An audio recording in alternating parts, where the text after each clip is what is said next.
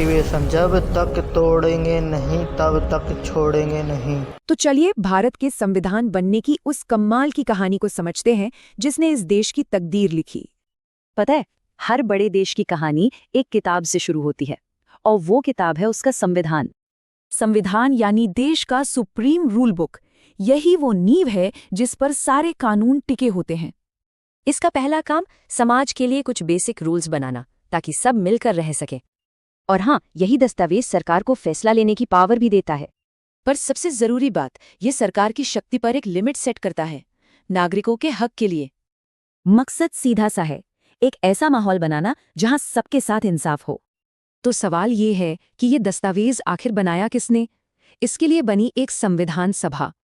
अपने भविष्य का फैसला खुद करने की ये जो आवाज थी, ये 1895 से ही उठने लगी थी। और 1934 में ये मांग पहली बार एक औपचारिक शक्ल में सामने आई। सालों की मेहनत के बाद 1942 में अंग्रेजों ने इसे सैद्धांतिक तौर पर मान ही लिया। आखिरकार 1946 में कैबिनेट मिशन प्लान ने इस सपने को हकीकत बनाने का रास्ता दिखाया। शुरुआत में इसमें ब्रिटिश भारत और रियासतों को मिला के कुल 389 मेंबर्स तय हुए। अब सवाल ये था कि इतने बड़े देश का प्रतिनिधित्व कैसे हो, तो इसका एक तरीका निकाला गया। सिस्टम ये था, हर 10 लाख पर एक सीट जो अलग अलग समुदायों में बटी थी। इसके बाद एक के बाद एक कई ऐतिहासिक पड़ाव आए। पहली बैठक दिल्ली में हुई, पर एक बड़ी चुनौती के साथ मुस्लिम लीग ने इसका बॉयकॉट किया। फिर 2 दिन बाद डॉक्टर राजेंद्र प्रसाद को इसका स्थायी अध्यक्ष चुना गया, जिससे काम को एक दिशा मिली।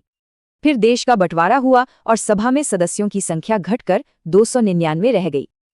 और फिर आया वो ऐतिहासिक दिन, 26 नवंबर 1949, जब संविधान सभा ने इसे पारित कर दिया। इसके फाइनल सेशन में राष्ट्रगान और राष्ट्रगीत को अपनाकर नए दौर की तैयारी पूरी हुई।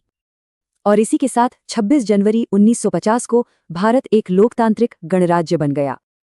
ये दस्तावेज सिर्फ एक किताब नहीं, बल्कि एक राष्ट्र की पहचान बनाने की पूरी कहानी है।